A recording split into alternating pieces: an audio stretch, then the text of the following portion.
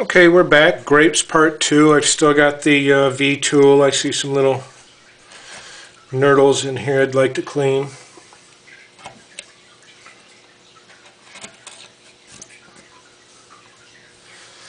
When I get too tight even for this V tool, I've got a smaller one. This is a 16-3, whereas the other one is a 12-16, so it's another 4 millimeters. This is kind of the standard V tool, and this one's a real thin one. Lets me get in there and get some real tight corners. This is also something I might want to do with the tip of my skew, or even maybe a bit, power bit, to get in there and really clean it out. But that's kind of the last thing that I'll do.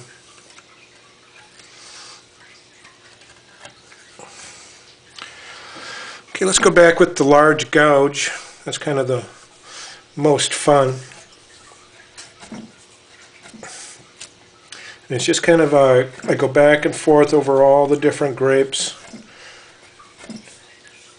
Do some rounding. I see a little chew mark in there. I don't know if you can see it, but that's from the 512, whereas the 520 doesn't leave that kind of thing normally. In fact, it removes it. And then when I start getting a square edge like that, let me see if I can show you again. When I start getting a square edge like that, that's when I start to work it back and round it.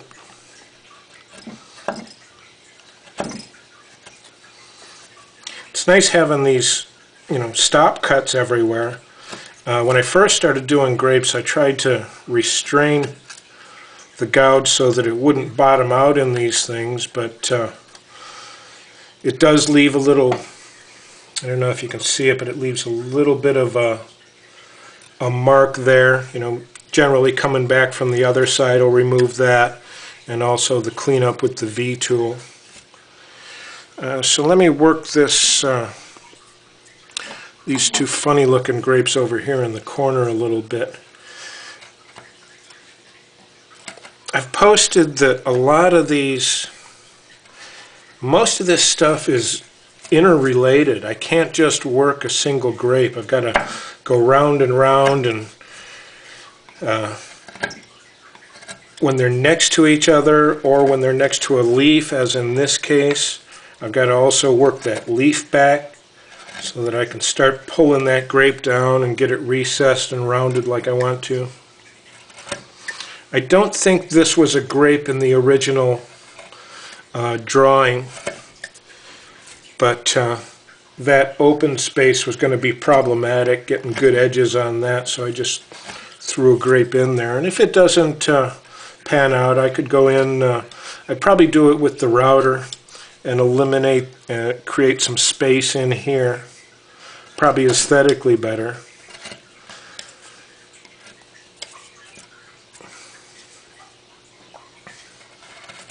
I'm working with the corners of these tools a lot.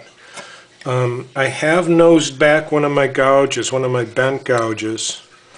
And let me, before I end this segment, let me also show you one of my tools that I modified. This is just a straight flat chisel. It's a 112, but I have a smaller one. I've got a 1/8, and I've got a larger one. I've got a 120. So this 12 falls in the middle, doesn't make it irrelevant, but what I decided to do on this was to heat it up and bend it a little bit. And it's really been useful for this project because that bend gives me a nice smooth reach in there, and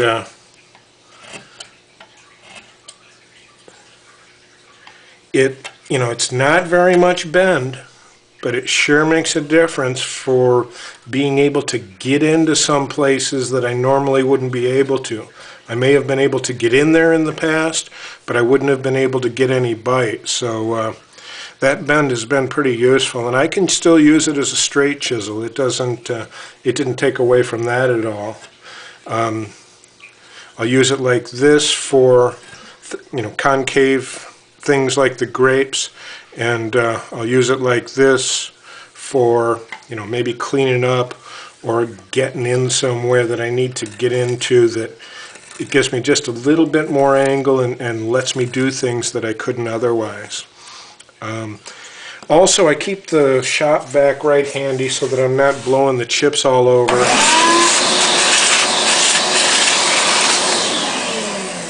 I have to do a lot of vacuuming, so one of the things that I'm trying to do to make it more efficient is work a larger area between vacuums, because it means I got to put down the tool and pick up the vacuum and turn it on, so it's more efficient for me to run the vacuum as infrequently as possible.